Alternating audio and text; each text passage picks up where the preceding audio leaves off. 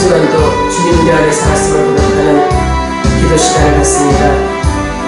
마음으로 믿어 입으로 시인하고 우리 주가 나의 주이심을 인정하는 삶을 살게 해주시니 감사하고, 이 창궐한 전염병 속에서도 하나님의 뜻 안에 사는 자들, 하나님 말씀 안에 사는 자들 정말 구별되게 해주시니 감사하고, 전 세계가 또 우리나라가 이제는 이 전염병의 이 고통 속에서 많은 이들이 회개하고 돌아와 하나님의 뜻을 구하며 속히 이 전염병이 소멸되게 해주옵소서. 우리 교회 예배가 회복되게 하시고 성도들의 가정에 하나님의 나라가 확장되게 하시며 말씀 앞에 순종한 저들의 갈 길을 밝게 보여주며 내 생명이 누구에게 달려있는가를 알아가는 귀한 축복의 시간, 기도하며 하나님 말씀을 구하는 우리 모두를 주관하소서. 우리 다같이 마음으로 입으로 작은 소리로 묵상기도 합니다.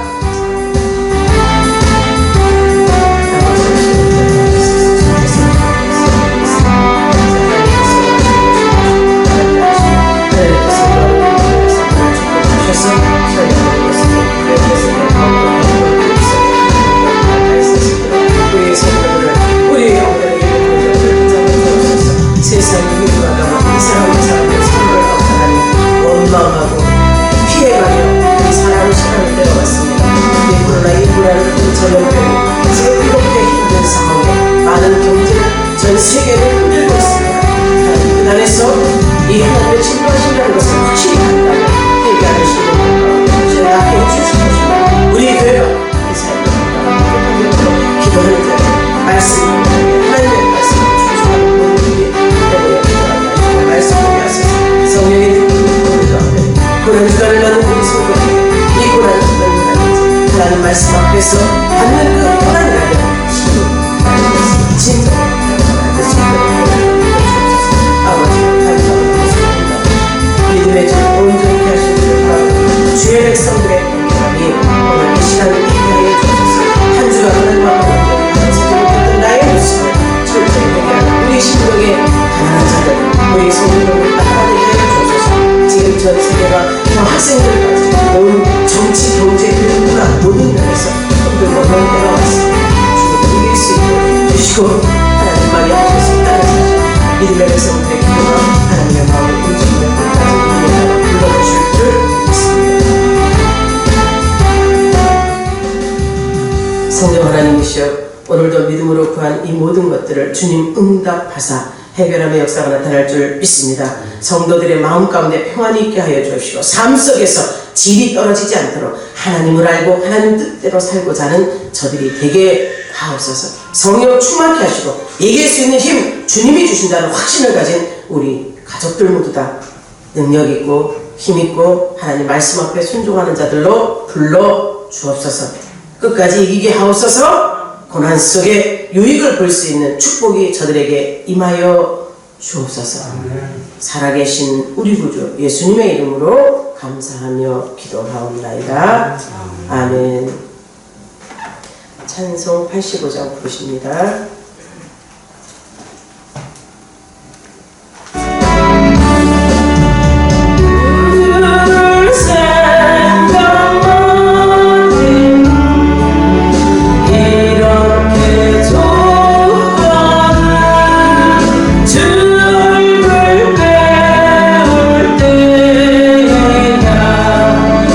얼마나 좋으냐 난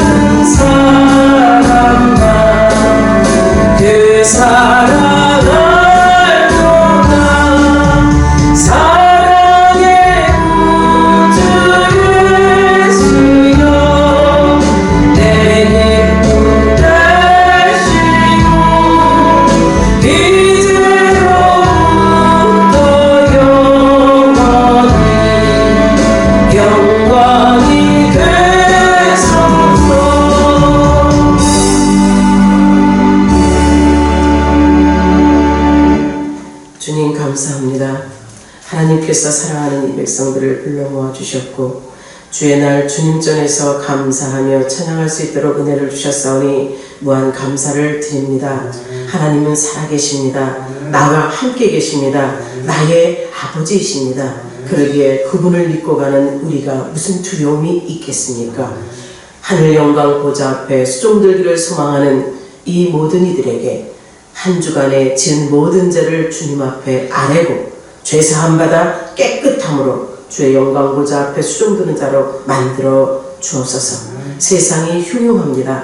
나라가 들끓었던 이 시끄러움이 이제 점점 가라앉는 추세에 있으나 아직 그 분별할 수 없는 더러운 것들 때문에 우리가 삼가 조심하고 있는 것 주님이 아시오니 예배자로서 각 가정에서 예배를 드릴지라도 유튜브로 예배를 드릴지라도 하나님의 마음을 알고자 하는 자, 저들이 세상을 무서워하고 두려워하는 것이 아니라 우리가 삼가 조심해서 이렇게 예배함을 주님 용서하여 주옵소서. 주님이 주권자이심을 믿는다면 우리가 무엇을 애달하고 아파하겠습니까? 그러나 세상이 우리 기독교인들이 지금 먼저 솔선수범해야 된다는 지침이 내려지고 있다는 것, 그것을 알기에 하나님 뜻 안에서 이렇게 예배를 드리오니 주님 받아주시옵시고 하나님만이 하나님 되시는 축복의 시간이 되게 하옵소서.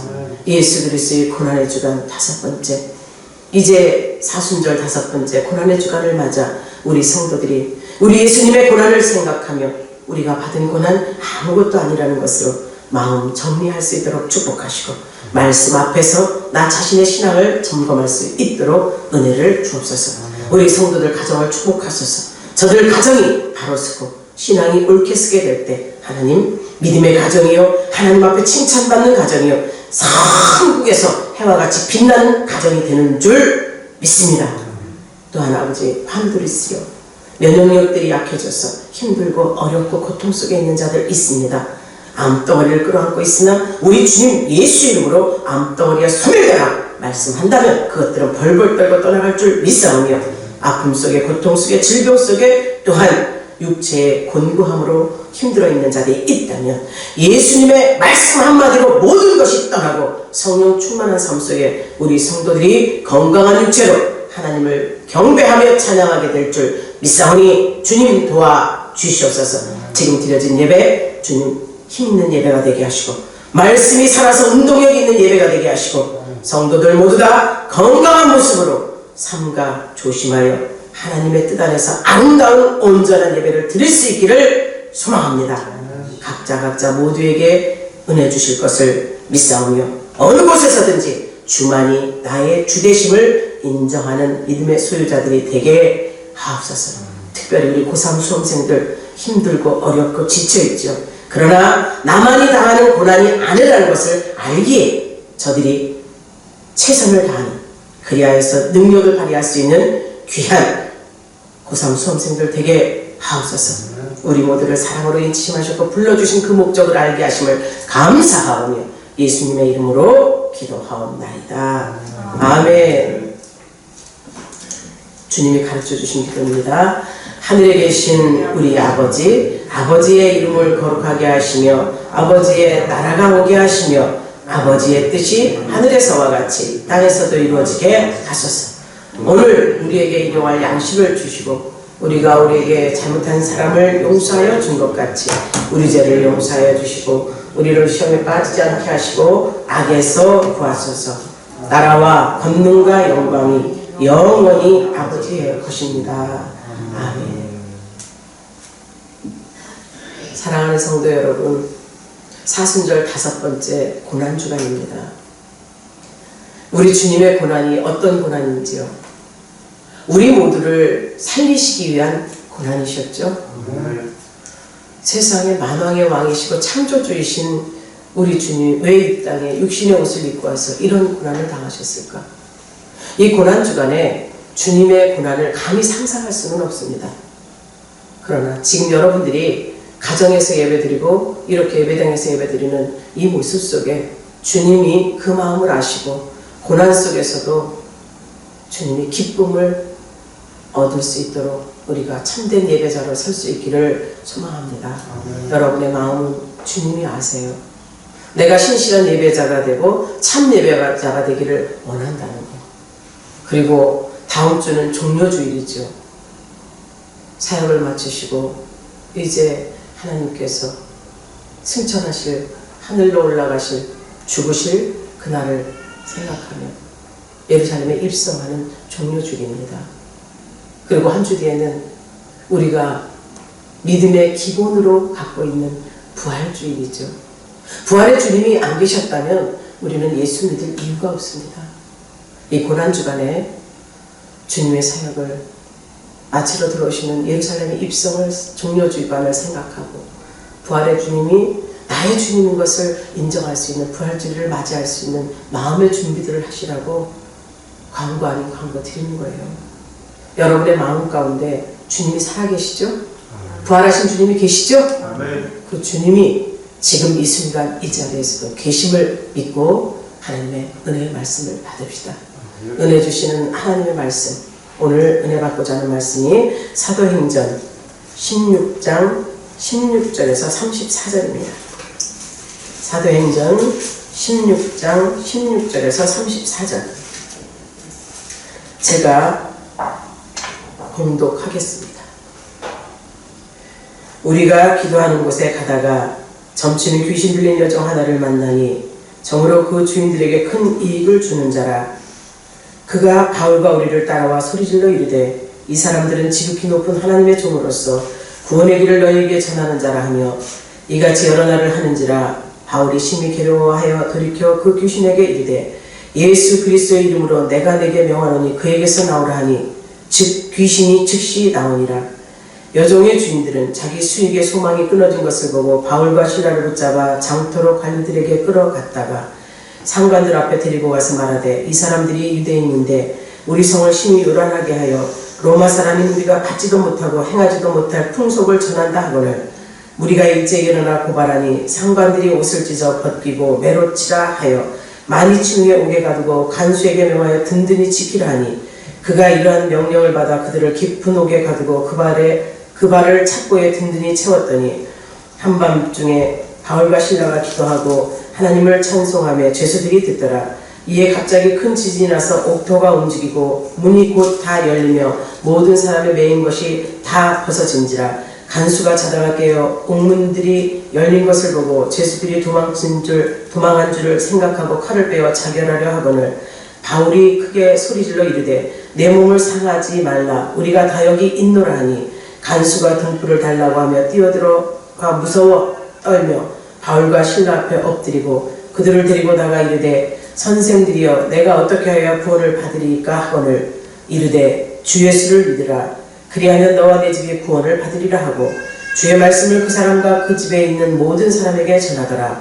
그 밤 그 시각에 간수가 그들을 데려다가 그 맞은 자리를 씻어주고 자기와 그 온 가족이 다 세례를 받은 후 그들을 데리고 자기 집에 올라가서 음식을 차려주고 그와 온 집안이 하나님을 믿음으로 크게 기뻐하니라. 아멘. 아멘.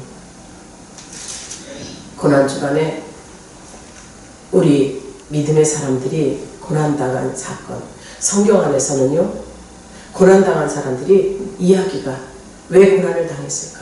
우리 예수님을 증거하기 위해서, 우리 예수님을 복음을 전하기 위해서 고난을 당했습니다. 이 고난을 당하는 크기는요 각자가 느낀 고난이 가장 큰 것 같아요. 네가 힘들어 내가 힘들어 이렇게 따져도요 상대방의 고난은 내가 겪어보지 않았기 때문에 나에게 닥쳐온 고난과 환난이 가장 큰 것 같은 것을 피부로 느낍니다. 우리 주님은 왜 이렇게 어마어마한 힘든 고난을 당하셨을까요? 누구를 위한 고난이었을까요? 오늘 우리가 예수 그리스도의 고난주간을 맞으면서 성경 안에서 수많은 자들이 예수를 전하고 하나님의 나라를 전하면서 당한 이 고난을 한번 살펴볼 겁니다. 이 믿음 안에서 성경상에 나타났던 이 고난을 받은 자들, 그들의 삶을 보면서 우리의 삶을 한번 접목해보는 시간. 내가 예수를 믿으며 고난받은 것이 있는가? 아니면 고난을 피해 다니며 숨어버리지는 않는가? 지금 환난의 때라고 했죠. 기독교가 많은 핍박을 받고 있죠. 예배 자리도 거리 지켜야죠. 사회적 거리 지켜야죠. 마스크 써야죠. 예배당에 오는 것조차도 다 기록을 해야죠. 소독하죠. 손소독하죠. 열체크하죠. 이것이 기본적으로 예배당의 수칙으로 되어 있어요. 물론 병원이나 어디도 그렇지만 식당이나 이런 데 가면 그런 거 하나요? 어찌 생각해보면 우리가 지금 이 당하는 고난이 내 신앙을 견고히 세우는데 하나님이 주신 기회라고 여긴다면 여러분이 온전한 예배를 사수하시길 바랍니다. 말씀으로 전해질 때 이 말씀을 받으면 내가 바울처럼 신라처럼 에레미야처럼 또 욥처럼 받은 고난이 어떤 고난이었나를 한번 생각해보는 축복의 시간이 되기를 소망합니다. 오늘 본문의 바울은요 정말 고난을 당하고 있어요.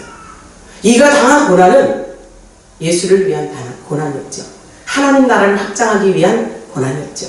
이 바울과 신라가 받은 고난 속에 여러분을 나를 한번 볼 때 우리는 솔직히 조금 도망자들 같지 않았어요? 저만큼의 전도하려고 나가봐요. 저만큼의 사람이 오면 저 사람 받았으면 좋겠다 받았으면 좋겠다 하면서 그냥 가도 뒤통수 쳐다보고 예수 믿으세요. 예수 믿고 천국 갑시다. 사실 이런 기도보다는 에이 그냥 지나가네. 마음이 속상하고 상처를 입지 않습니까? 오늘 바울은요 전도하다가 우리 주님이 하신 사역을 감당하다가 의도 터져요. 바울이 가는 곳곳마다 복음이 심어지죠. 교회가 세워지죠. 빌립보에서 이 사도 바울의 이 행적은 우리 모두가 다 아는 사건이에요. 이 사건을 통해서 정녕 이 시대에 우리가 정말 이런 고통이 오고 환난이 온다면 나는 과연 찬송하고 기도할 수 있을까? 그런 능력을 받았으면 좋겠다. 도전하는 시간이 되기를 소망합니다. 사도 바울 신라와 함께 기도하다가 점치는 귀신 들린 한 여인을 만납니다. 점치는 귀신 들린 여자라고 하지 않고 여종이라고 되어 있죠. 귀신이 들려서 이가 아마도 점을 치면 능력이 나타났나 봐요. 물론 귀신도 귀신같이 안다고 잘 집어내지. 그러나 그곳에는 생명이 없어요. 점치는 귀신 들린 여인이 이 사도 바울과 신라를 만나는 거예요.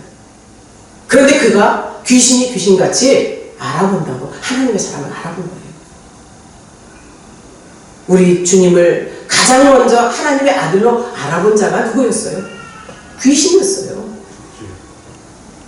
제자들도 하나님의 아들이라는 것은 느꼈지만 그렇게까지 큰 눈앞에 보여지는 현실만 봤는데 귀신이 아직 나는 죽을 때가 나 몰아낼 때가 되지 않았으니까 오지 말라고 하고 지극히 높으신 하나님의 아들이라고 얘기하죠. 귀신이 귀신같이 한다고 귀신들이 이렇게 하나님의 사람을 알아본 거예요. 그가 귀신 들려서 힘든 그의 육체 가운데 그의 마음 가운데 그 여자의 본성이 드러난 거예요. 하나님의 사람 앞에 자기를 자꾸 따라와서 말하죠. 지극히 높으신 하나님의 종으로서 구원의 길을 너희에게 전하는 자라. 누가 얘기하는 거예요? 귀신 들린 여종이 하는 거예요. 점치는 여자. 그가 그러면서 쫓아다니는데 여기에서 바울이 뭐라냐면 여러 날을 이렇게 하는지라 바울이 심히 괴로워 돌이켜 그 귀신에게 이르되 명령하는 거예요. 귀신에게 인격적인 대우를 해줍니다. 명령하죠? 예수 그리스도의 이름으로 내가 내게 명하는 그에게서 나오라. 이 명령 앞에 귀신 어떻게 합니까? 즉시 나오죠? 아멘. 말씀이 역사를 한 겁니다. 아멘. 사도 바울이 신라와 이렇게 점치는 귀신 들린 여인 앞에 귀신을 내쫓고 나는 이 사역이 뭡니까? 예수님이 이 땅에 오셔서 하신 3중 사역 중에 하나죠. 말씀 증거하죠. 하나님 나라를 정하잖아요. 병든 자 고치잖아요. 귀신 들린 자 내쫓잖아요. 말씀에 의지하여 귀신들 벌벌 떨고 다 도망갔어요. 즉시 나왔다고 했잖아요. 그런데 이제 귀신이 주는 능력이 없어진 거예요. 능력이 아니라 그것을 뭐라고 해야 되나? 귀신도 능력을 준다지. 권능이 없을 뿐이지. 그 능력이 나타나지 않으니 이제 점치는 여인의 주인은 화가 나는 거예요. 화가 나기만 했겠어요? 억울함이 있었겠죠. 자기 여종의 주인들은 자기의 수익이 소망에 끊어진 것을 보고 바울과 신라를 붙잡아 장터로 관리대 끌어갔다. 자기들의 온 이 손해를 해결할 수 있는 방법은 오로지 사도 바울과 신라를 잡아 죽이는 거라고 생각을 한 거예요. 이미 귀신은 떠나갔죠. 쓸모없어요. 이들에게서 보상 심리를 생각했던 이들이었겠죠. 그리고 그들에게 말합니다. 그들은 유대인이고 치안을 방해하고 있고 또 로마의 사람인 우리들이 받아들일 수 없는 풍속을 전한다는 거예요. 이상한 풍속을 전한다는 거죠. 사랑하는 성도 여러분, 우리는 하나님의 말씀 앞에 내 마음이 움직이지 않는다고 그것을 인정하지 않는, 저 오히려 비방하는 그런 삶을 사는 자들을 친히 여깁시다. 불쌍히 여깁시다. 그들은 그렇게 돼서 오히려 가서 고소를 하고 또 군중들과 한패가 돼서 비난하고 바울과 신라의 옷을 벗겨서 채찍질하고 몹시 때려요. 때리고 옥에 가둬버려요. 이 바울과 신라가 받은 고난은 무슨 고난이에요? 의의 고난입니다. 의의 고난을 받고 하나님을 위해서, 하나님 나라 확장을 위해서 받은 고난이었어요. 이 고난 속에 바울과 신라가 실망합니까? 실망하지 않습니다. 오히려 그들은 옥에 갇힌 그 순간부터 그들은 이제 간수들에게 단단히 지키라는 명령까지 해서 옥에 갇혀졌지만 그들은 발에도 착고가 짜였어요. 꼼짝달싹 할 수 없는 상황에 갇혔어요. 그 당시에 로마 감옥은 한 칸, 두 칸, 세 칸, 네 칸 정도 돼서 둘씩 지킨다고 한번 생각해요. 몇 명이. 감옥의 깊이를 한번 생각해 보세요. 그런데 그곳에 감옥에 갇혀서 이들은 탁트를 잡은 거예요. 지금 이 받은 고난에 대해서 피해갈 것을 생각하는 것이 아닙니다. 두려워하는 것이 아닙니다. 오히려 기회로 생각한 거죠. 저와 여러분 이런 믿음이 있습니까? 여러분의 가정에서 예배 드리면서 이 말씀 드리면서 당신 있어? 너희들은 있니? 한번 물어보십시오. 자신 있게 아멘하시는 분 복된 줄 믿습니다. 이제 감옥에 갇혔어요. 기회를 잡은 거죠. 그들이 무엇합니까? 찬송했다 그랬어요. 기도하고 찬송했다 그랬어요. 기도와 찬송의 놀라운 역사가 일어나지요. 지진이 나고 옥문이 터지고 발에 착고가 풀리는 역사. 이것은 하나님의 말씀의 역사예요. 하나님의 능력이 나타나는 순간이었습니다. 찬송이, 기도가 이렇게 하나님의 마음을 움직인 거예요. 천지를, 이 자연 모든 것까지도 주관하신 하나님께서 지진을 나게 하고 옥문이 열리게 하죠. 발에 착고가 열려요. 각 문마다 다 열리는 사건이 일어나요. 그러더니 이 죄수들도 그냥 있었을까요? 어쩐 상황이냐. 보너스로 그 바울과 신라가 있는 곳에 함께 갇혀있던 사람들 보너스로 풀려나는 일이 일어난 거죠. 사랑하는 성도 여러분, 우리는 기도의 자리에, 말씀 듣는 자리에 항상 있어서 하나님 말씀 앞에 큰 복을 받아 누리시기를 바랍니다. 내가 있는 자리가, 옛날에 그런 말이 있었죠. 꽃자리라. 내가 있는 자리가 꽃자리, 내가 앉는 자리, 내가 말씀 듣는 자리, 내가 기도하는 자리, 하나님이 응답 주시는 자리, 최고의 자리로 여러분이 가지시기를 주의 이름으로 축복합니다. 고난이 있을지라도, 어려움이 있을지라도 이길 수 있는 힘 누구에게 공급받습니까? 여기에서 또 복을 받는 사람이 있어요. 그 감옥을 지키던 간수들 훌쩍 놀라버리는 거예요. 화들짝 놀랬겠죠. 어메 뜨거워했겠죠. 자기들이 지키고 있었는데, 두 눈을 부릅뜨고 있었는데 지진이 나고 옥문이 열리고 죄수들이 다 풀려나는 사건이에요. 기가 막힌 일이죠. 이들은요, 로마의 퇴역군인들이에요. 퇴역군인들이 이 감옥을 지키면서 뭐라고 해야 될까요? 퇴직하고 난 뒤에 얻은 직장이에요. 그리고 군인의 정신은 뭐예요? 상명, 하복, 이 명령에 준하지 않으면 죽는 거죠. 자기가 이 임무를 준행하고 있는데 이런 일이 벌어졌으니 죽어 마땅하다는 생각하지 않습니까? 자결하려고 하지 않습니까? 사도 바울이 여기서 말하죠. 죄인들 다 아무도 움직이지 않았어. 여기 있다. 여기 있으니까 죽지 말라. 사랑하는 성도 여러분, 자신있게 하나님을 증거할 때 두려움이 없어야 됩니다. 두려움은 우리를 하나님의 말씀을 증거 못하게 해요. 전도 못하게 해요. 두려움이 엄습하면요, 말하고 싶지 않고 숨고 싶어요. 예배 드릴 때도 그랬어요. 두려움과 이 대전시청에서 지난주에도 와서 사진 찍어가고 이걸 다 해가는데 또 서류도 시청에서 구청에서 동사무소에서 이 협조하라는 공문을 계속 오고 또 이게 방문록까지도 하라는 것이 다 왔어요. 처음에는 이 세상에 살다 보니까 아차 이러다가는 불이익이 오겠구나 이런 생각이 들다. 지금은 어떤 생각이 드느냐. 하나님께서 하나님의 말씀 앞에 순종하는 자들에게 사회적으로 지킬 것을 지키는 자들에게 불이익이 오지 않을 거라는 생각이죠. 사회적 거리 지키죠. 마스크 쓰지요. 모든 것을 다 하는데 어떤 법의 접촉이 우리에게 오겠습니까?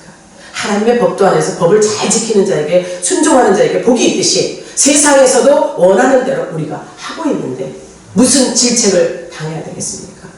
질책 받지 않습니다. 여러분이 복된 자리에 있는 줄 믿고 이제 이 간수에게 사도 바울이 전하는 말 죽겠다고 자결하겠다 할 때 죽지 마라. 그러면 우리가 어찌하여서 구원을 얻을 수 있느냐? 간수의 물음에 주 예수를 믿으라. 그리하면 너와 네 집이 구원을 얻으리라. 아멘. 이것이 답이에요. 믿으면 구원을 얻는다. 끝까지 견디는 자가 구원을 얻는다. 구원을 받은 줄 믿습니다. 그 가족들이 다 세례를 받았다 그랬어요. 세례를 받고 집에 모셔서 그들의 아픈 부위를 다 씻어주고 그리고 예수를 믿는 그 가정이 되는 것이 이 간수의 가정이 그야말로 축복의 가정이 아닙니까? 진정 우리 한 사람을 통해서 가정이 구원을 받는다면 여러분이 그 밑거름의 최고의 걸음의 알맹이가 되시기를 축복합니다. 나 한 사람의 믿음을 보고 하나님의 교회를 지키신다면 나 한 사람의 믿음을 보고 가정을 지키신다면 주 예수를 믿으라. 그리하면 너와 네 집이 구원을 얻으리라. 그 축복이 임할 줄 믿습니다. 너와 내 집이 그것이 중요한 거예요. 내가 먼저 구원 받아야죠. 맞죠? 나는 구원 못 받아도 가족이 다 받고 저 이웃 사랑하는 사람들 다 받으라고 말하는 게 아니에요. 내가 먼저 구원 받고 여러분의 가정이 구원 받고 나아가 사마리아 땅끝까지 구원의 도구로 여러분이 사용되기를 주의 이름으로 축원합니다. 이 바울과 실라가 받은 고난은 어떤 고난이에요? 하나님의 섭리 안에서 하나님의 계획 속에 있는 고난이었던 거예요. 믿읍시다. 이제 에레미야 38장, 37장에 38장에 가면요 에레미야가 고난을 받는데요. 이 에레미야 고난도 말씀 때문에 고난을 받아요. 하나님의 말씀, 하나님이 전하시는 예언의 말씀을 전하면서 고난을 받는 사건이 있습니다. 이 고난은 전적인 하나님의 말씀의 고난이었으나 이를 통해서 그 나라를 구원시키는 역사가 일어나죠. 사랑하는 성도 여러분, 이 바벨론이 유다 왕국을 침략해 들어와서 예루살렘을 포위합니다. 포위하고 있을 때 예레미야는 백성들이 이런 말을 전해요. 이것은 여호와의 말씀이다. 이것은 여호와의 말씀이고 이 성에 머무는 자 누구든지 전쟁과 굶주림과 질병으로 죽을 거라는 거예요. 바벨론이 유다 왕국을 침략에 들어오는데 백성들에게 이런 말을 전하기가 쉬울까요? 그러나 그는 분명히 말했어요. 하나님의 말씀이라 여호와의 말씀이라고. 그러나 바벨론에게 항복하는 사람, 바벨론 사람들에게 항복하는 모든 이들은 목숨을 구한대. 쳐들어오는 적국에게 항복하래. 어찌 생각하면 매국노 아닙니까? 죽여 마땅한 자죠. 그러나 그는 하나님의 말씀을 들고 선 거예요. 그래서 그렇게 해서 목숨을 건지고 예루살렘을 반드시 바벨론에서 정복당할 거라고 예언을 한 거예요. 사실 이렇게 예언하기가 쉬운 건 아니에요. 그러나 그는 나라를 위해서 정말 멸망돼가는 이스라엘을 위해서 눈물로써 백성들에게 호소하는 거예요. 피할 길은 아수르도 아니요 어디 이웃나라가 아닌 오로지 침공에 들어오는 바벨론이라는 것이죠. 이스라엘 백성들에게 적국의 침입은 왜 온 건가요? 하나님을 떠났고 하나님을 모르는 자들, 하나님 앞에 죄를 짓는 자들에게 하나님께서는 이렇게 전쟁이라는 도구를 통해서 심판하신 거예요. 많은 사람들은 그를 죽이려고 하죠. 그러다가 베냐민 땅에 말씀을 전하려 갈 때 할 때 베냐민으로 도망가는 줄 알고 그를 잡아다가 오히려 정치범들이 수감되는 감옥에 집어넣어버려요. 감옥에 집어넣고 적당한 때에 또 왕에게 또 간청하는 거예요. 왕에게 또 간청하면서 이런 말을 계속하는 거예요. 바벨론에게 항복해야 된다. 바벨론에게 항복해야만 우리가 산다. 이것이 하나님의 말씀이다. 이렇게 계속 간청하고 있죠. 그리고 이 예레미야가 전하는 말을 몇몇 대신들에게 가서 왕에게 이제 전해져요. 왕에게 전해주면서 뭐라고 하느냐? 이는 죽여버려야 된다. 이는 죽여버려야 되고 이 사람으로 말미암아 이 성이 병사들과 백성들의 사기가 떨어져 간다. 어떤 얘기를 하느냐? 이가 백성의 평화를 구하지 않고 재난을 구하고 있다는 거예요.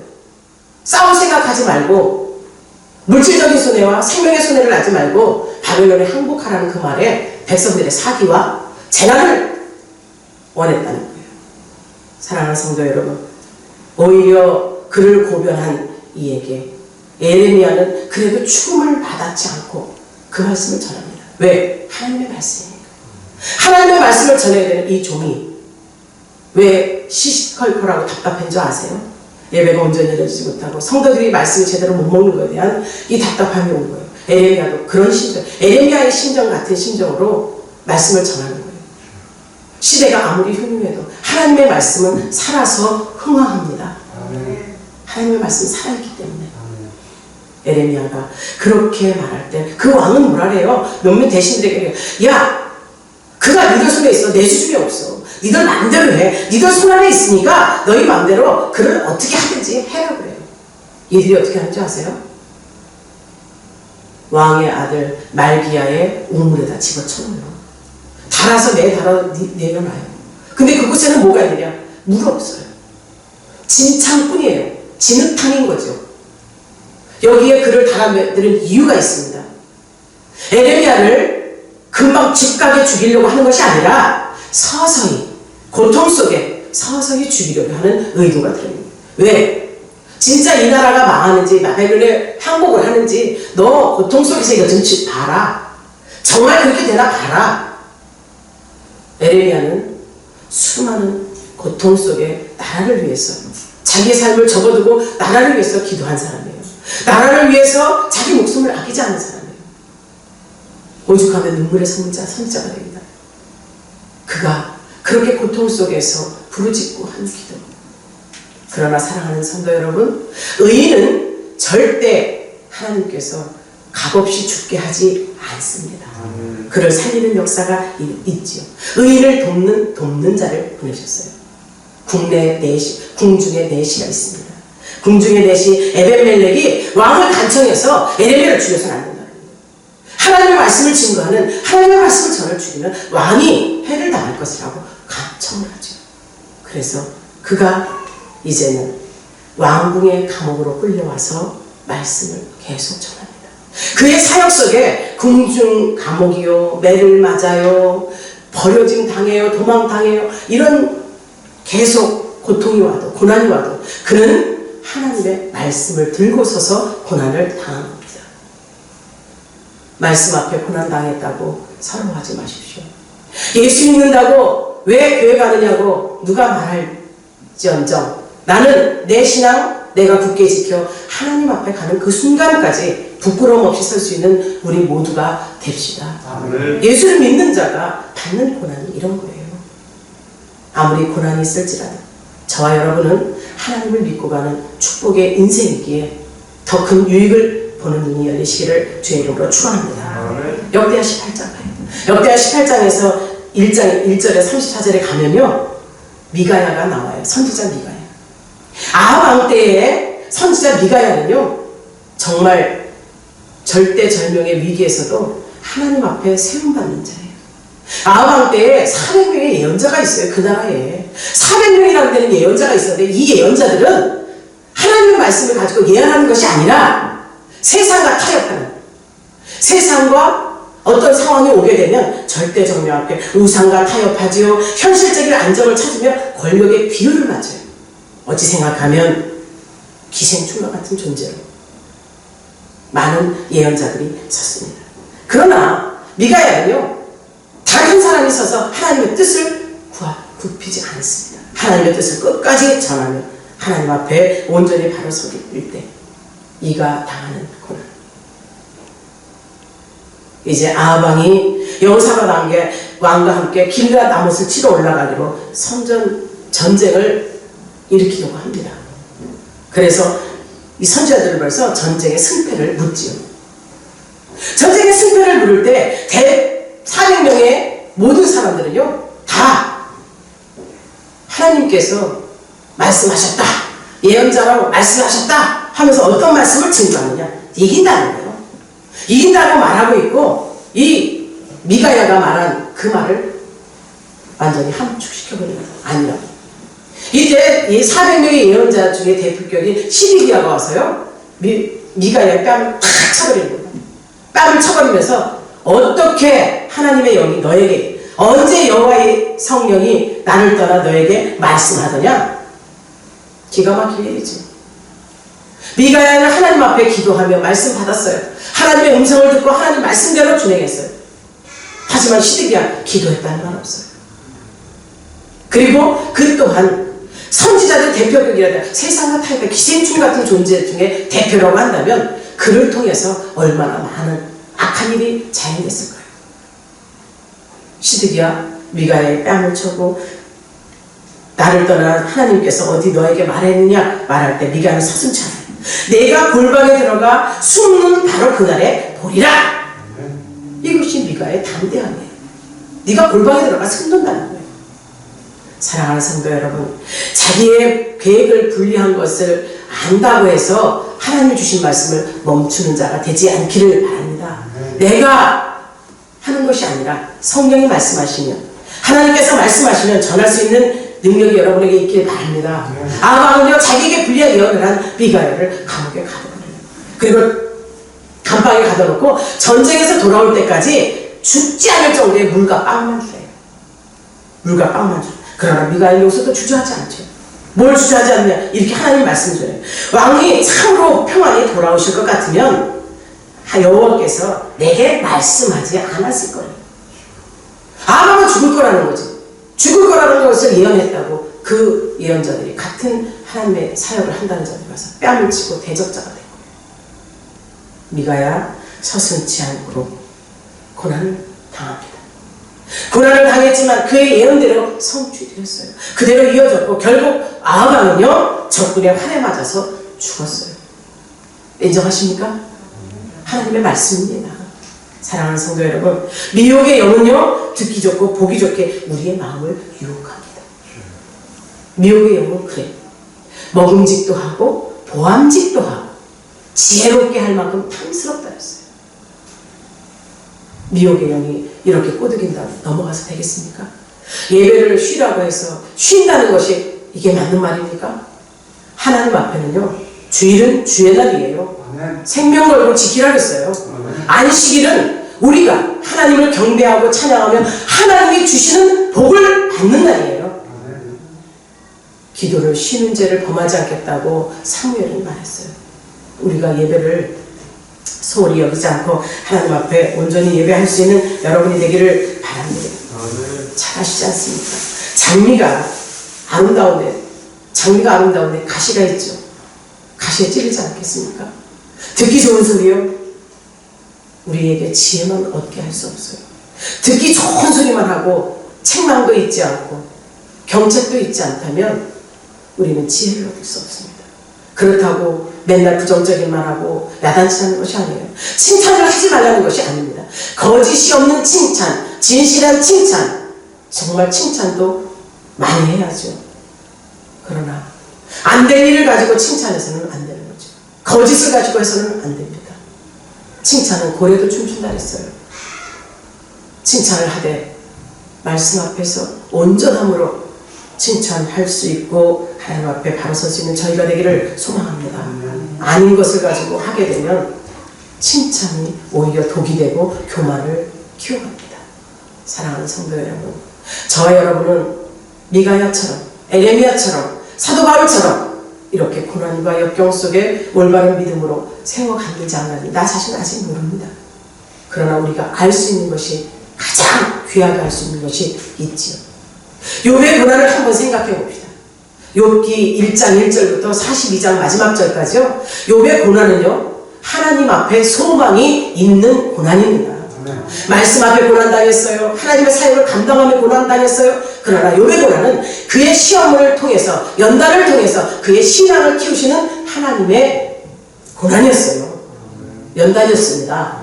우리가 이것을 경험했다면 우리는 분명히 지금 시련 속에서, 어려움 속에서, 여러분의 삶 속에서 주님을 볼 수 있는 눈이 열리시기를 바랍니다. 나를 신앙을 키우기 위해서 하나님께서 원하시는 방향이라면 주저마시고 그것에 인지 능력이 뛰어난 여러분들이 되셔서 상응한 일을 행하시기를 바랍니다. 마태복음 7장 13절에서 14절에 우리 주님은요, 두 가지 문을 말씀하세요. 좁은 문으로 들어가라고 말씀하시고, 이 고난도 소망이 있는 고난을 주님께서 우리에게 주신다. 희망의 메시지. 좁은 문 들어가기 어렵죠. 예수님께서 산상설교하면서 하신 말씀이 그거예요. 하나님의 백성이 이 땅에 살면서 편하고 쉽고 편한 길, 또 뭐라 그랬죠? 그냥 매일 좋고 많은 것만 원하지 말라고 얘기했어요. 오히려 고난 속에서 비록 힘들더라도, 어렵더라도 영생이 있고 진리가 있는 진리의 길을 걸으라고 말씀하시는 거예요. 저와 여러분들 진리 안에서 자유한 자가 되시기를 바랍니다. 그럼 두 문이 뭐라고 말씀하세요? 두 문이 있다. 한 문은 넓고 다른 문은 좁다. 넓은 문은 크고 그리로 들어가는 사람도 많다. 하지만 좁은 문은 좁고 또 좁아서 그곳으로 들어가는 사람이 적어. 그러나 너희들은 좁은 문으로 들어가라. 힘들고 어렵고 고통스러운 그 좁은 문이지만 좁은 문으로 들어가라. 왜 그러셨을까요? 왜 좁은 문으로 들어가셨을까요? 이유 간단하죠. 넓은 문은 멸망의 문이요, 멸망으로 인도하는 문이요, 좁은 문은 생명으로 인도하는 문이라고 정의를 내리셨어요. 그럼 저와 여러분들은 좁은 문, 힘들고 어렵고 가기 싫은 길이지만 좁은 문에 통과할 때 영생이 있다면, 생명이 있다면 저와 여러분이 갈 길이 당연히 좁은 문 아닐까요? 지금은 넓은 길로 가는 것 같아. 훤하고 좋은 것 같아. 그러나 구렁텅이고 낭떠러지라면 결말은 뭐예요? 비록 지금 좁을지라도, 힘들지라도, 협착한 길일지라도 저와 여러분이 가는 길이 끝내 들어가서는 넓은 통로로 이어지게 될 줄 믿으시기를 바랍니다. 이것이 무엇을 의미하느냐? 사랑하는 저와 여러분은 분명히 아셔야 돼요. 주님을 따라가는 길 어렵습니다. 힘들어요. 좁은 문이에요. 인정하십니까? 믿기가 어렵다는 거죠. 그러나 주님은 우리가 다른 사람들과 같지 않다는 것, 우리의 중심을 보고 계시다는 것, 어려운 상황 속에서 우리를 지키시는 보호자라는 것, 저와 여러분이 분명히 따라야 될 이유가 되지 않습니까? 한편으로는 이런 의구심도 들어올 수도 있어요. 다른 사람들은 예수 안 믿어도 잘 먹고 잘 사는데 나는 예수 믿는다고 해도 맨날 고통거리, 고민거리, 아픔거리, 왜 이렇게 사는 신세일까? 이렇게 생각할 수 있습니다. 우리 주님께서 왜 이 땅에 오셔서 고아와 과부와 압제자들을 찾았나요? 부자를 찾지 않고 돈을 주고 가는 천국이 아니기 때문에. 부자는 이미 이 땅에서 누릴 거 다 누려서 하나님을 모른다. 고아와 과부와 압제자들, 힘든 자들은 그들이 믿을 것이에요. 세상에 의지할 것이 없게 주님을 바랍니다. 여러분이 이런 비밀을 가진 자가 되기를 주의 이름으로 축원합니다. 오늘도 나의 삶 가운데 힘들고 어려 지쳐 자신의 삶이 회의가 느껴지고 지칠 때가 있을 겁니다. 하지만 성경 말씀은 분명히 이렇게 하셨어요. 지금 당장 당한 고난의 크기에 비해서 하나님의 영광이 더 크다고 우리에게 말씀하신다면 우리는 하늘의 영광을 바라봅시다. 아멘. 믿읍시다. 아멘. 주님의 말씀이 사도행전 13장 이후에는요, 사도 바울의 행적이 그가 경건함으로 인해서 받은 고난이 수차례 연결돼요. 40에 한 대에 감한 매를 5번 맞아요. 그걸 태장이라고 그래요. 이 태장을 맞을 때 40대까지 맞으면 죽음에 이른다고 그래요. 그러니까 39대가 5번씩 맞아요. 파선을 당하죠. 옥에 갇히죠. 많은 사람들이 쫓김도 당하죠. 광주리에 달려서 도망도 다니죠.